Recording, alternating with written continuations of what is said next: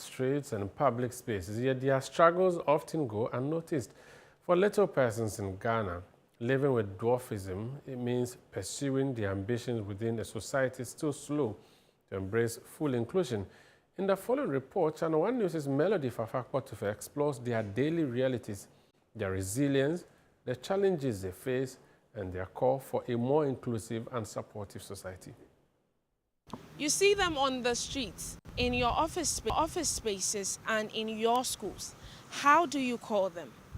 A community whose voices often go unheard, since living with dwarfism, or mostly referred to as persons with little stature.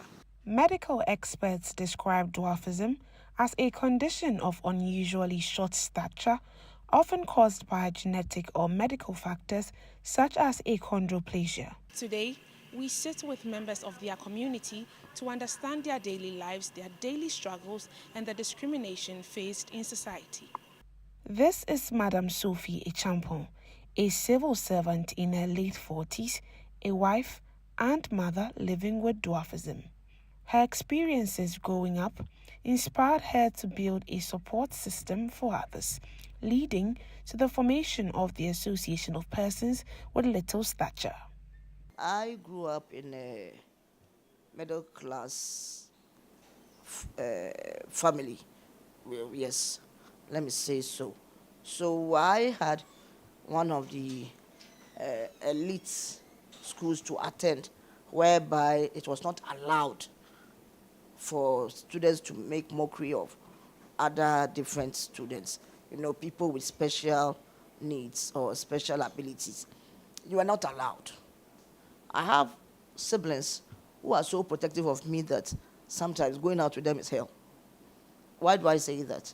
I say that because I remember my younger sister, the one just after me. I mean, you dare not look at me twice when we are out. She will make your life miserable. She says her family and school offered strong support in her early years, but it wasn't enough to shield her from widespread stigma. I did get the punches from the negative comments that people pass on about me, you understand? But it was not as painful as what now I see for my younger son, who happens to be a little person too. Because I can't protect him like I was protected by my mom. Winfred Kwame Ntumi, secretary of the association, shares similar childhood experiences. My brothers did very well. They tried to encourage me. So that when I move out to school and I can come back home, I share with them the way people are mocking, let me say mocking at me. People talk about me, people pointing fingers at me. And they try to encourage me to let me know that no, I should forget it. I am also a human being, so that is why I'm in school. And even in school, I was performing even better than the regular people in quotes. Madame Sophie says the struggles of little persons extend beyond height and affect everyday living, making public spaces a constant test of social acceptance. A little child will see you and then will be screaming. I mean, the child will be screaming like, I have no idea what the child has seen. So sometimes you see me doing this. Okay, then I question. You know, meanwhile, that child is screaming because of me. And it's so embarrassing.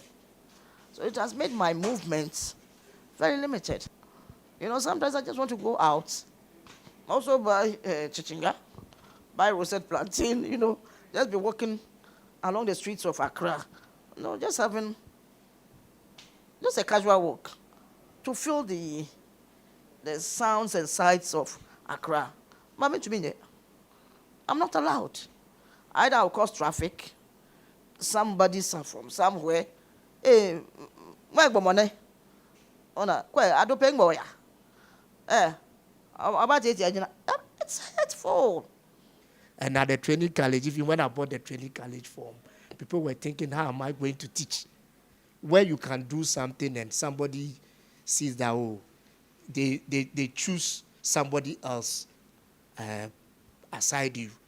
They choose the person, they make the person a priority aside you. But within yourself, you know that you are capable. Many public facilities remain unfriendly to persons with dwarfism, creating daily barriers to movement and participation. Aside, you go to the hospital, the examination table is high, no wahala. At least something for me to step on.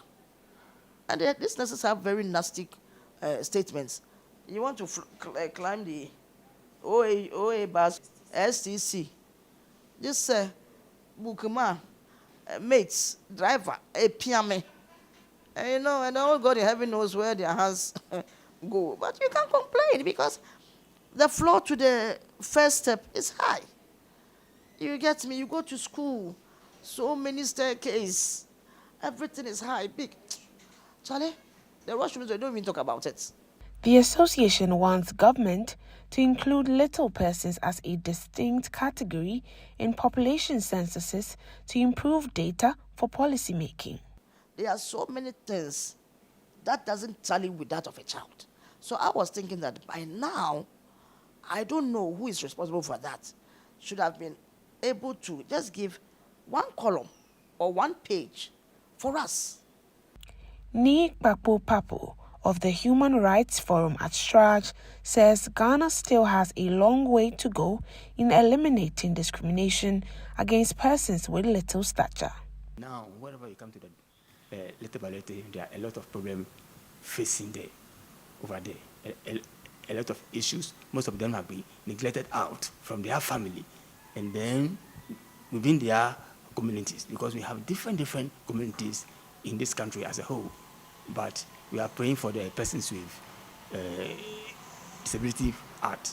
The bill should be passed by Parliament so that everything will be accessible. Yeah, and that's the reason why in Straj we are trying to call upon all stakeholders within the community, because our letter by letter and the draft people, they are within the community. Despite the challenges, many little persons continue to excel, proving that ability, not height, defines a person's worth. Reporting for Channel One News, Melody Fafa Potufe.